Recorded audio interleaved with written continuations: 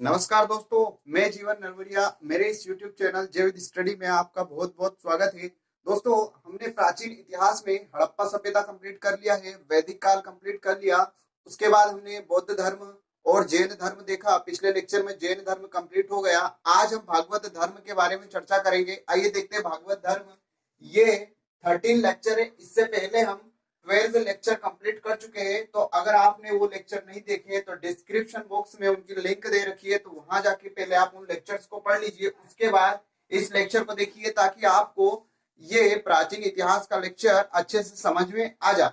अगर हम भागवत धर्म के बारे में बात करें तो जो भागवत धर्म है, जिसकी जानकारी उपनिषदों से मिलती है। किससे मिलती है? उपनिषदों से। अगर क्वेश्चन आ जाए कि भागवत धर्म की पहली बार जानकारी कहां से प्राप्त होती है, तो भागवत धर्म की पहली बार जानकारी उपनिषदों से प्राप्त होती है। कहां से प्राप्त होती है? उपनिषदों से प्राप्त होती है। इसका विकास की अगर बात करें तो 6वीं शताब्दी इस बीसी में यादवों की एक शाखा थी। यादवों की एक शाखा थी शांतवंतो। क्या शाखा का नाम क्या था?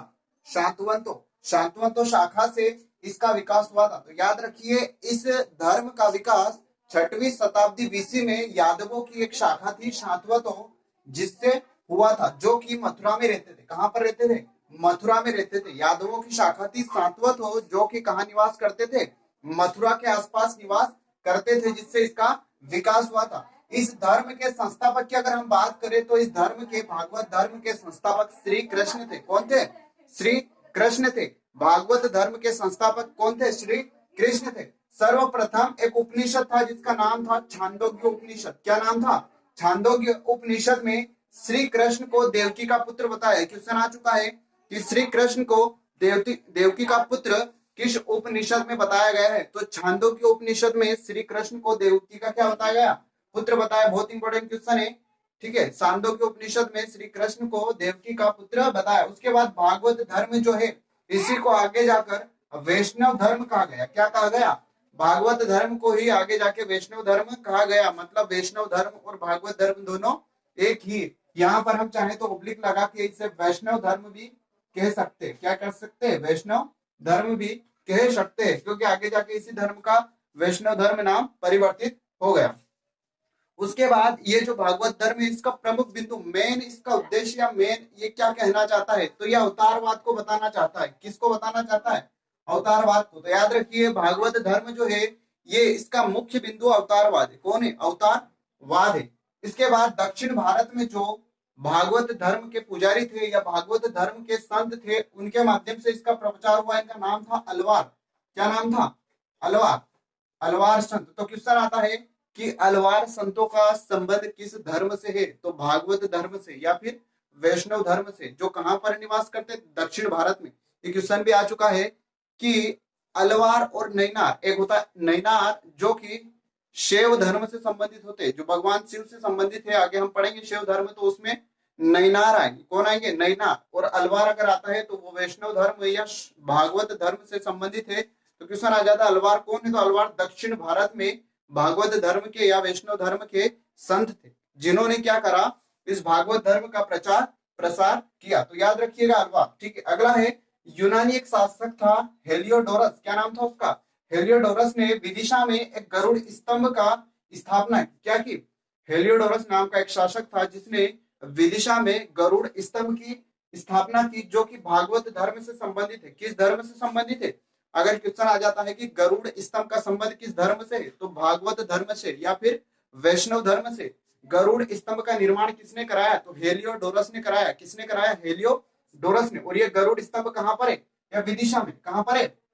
विदिशा में। तो क्वेश्चन कई टाइप से, किसने निर्माण कराया गरुड़ स्तंभ का, कहां पर स्थित है? तो विदिशा में स्थित है। किस धर्म से संबंधित है? तो भागवत धर्म से संबंधित है। उसके बाद एक राष्ट्रकूट वंश का या राष्ट्रकूट शासक था जिसका नाम था दंती दुर्ग। क्या नाम था? दंती दुर्ग। इस दंती दुर्ग ने एलोरा में, जो कहां पड़ता है? महाराष्ट्र में एलोरा पड़ती है। एलोरा की गुफाएं भी हम देखेंगे आगे। वहां पर दशावतार का मंदिर बनवाया। तो याद रखिए, एलोरा में दशावतार का मंदिर राष्ट्रकूट शासक दंती दुर्ग ने बनाया। किसने बनाया? दंती दुर्ग ने। उसके बाद अगर हम बात करें, अगर ये धर्म अवतारवाद को प्रदर्शित करता है या अवतारवाद इसका प्रमुख बिंदु है, तो देखते हैं विष्णु के 10 अवतार इस धर्म के अनुसार। इस धर्म में विष्णु के कितने अवतार बताए हैं? 10 अवतार बताए गए हैं जो कि निम्न है।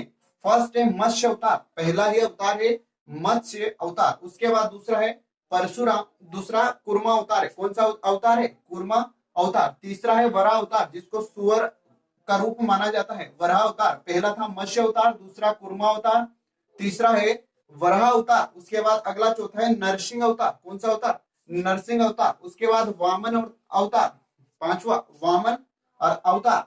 उसके बाद छठा आता है परशुराम अवतार, भगवान परशुराम को ही हम राम का रूप मानते हैं, आपने सुना भी है। उसके बाद परशुराम अवतार के बाद आता है 7वें नंबर पे राम अवतार, हमारे यही राम जिनके बारे में हम मानते हैं।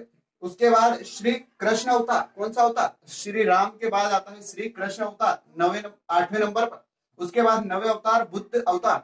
इस धर्म में यही एक महत्वपूर्ण बात है कि जो गौतम बुद्ध होते हैं, इनका संबंध वैसे तो रियल या वास्तविक रूप में देखें तो बौद्ध धर्म से, लेकिन इस धर्म में इनको ही क्या कर लिया? विष्णु का नवा अवतार मान लिया।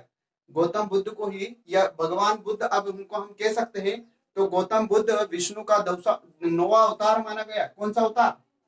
नवा अवतार माना गया है। उसके बाद लास्ट अवतार है कलगी अवतार। कौन सा अवतार? कलगी अवतार, जो कि 10वां अवतार होगा। ऐसा माना जाता है कि यह अवतार अभी हुआ नहीं है, ये कलयुग में होगा, तो इसका नाम क्या रख दिया?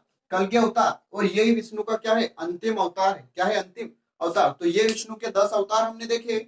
उसके बाद हम नोट के बारे में बात करें। एक नोट है अंकोर वाट विष्णु मंदिर। ये जो मंदिर है दुनिया का सबसे बड़ा विष्णु मंदिर है, नाम है अंकोर वाट का विष्णु मंदिर। ये कहां पर है? ये कंबोडिया में। कहां पर है? कंबोडिया। दुनिया का सबसे बड़ा मंदिर, जिसका निर्माण राजा सूर्य वर्मा द्वितीय ने करवाया था। किसने कराया था? राजा सूर्य वर्मा द्वितीय ने 12वीं शताब्दी में कराया था। कब कराया था?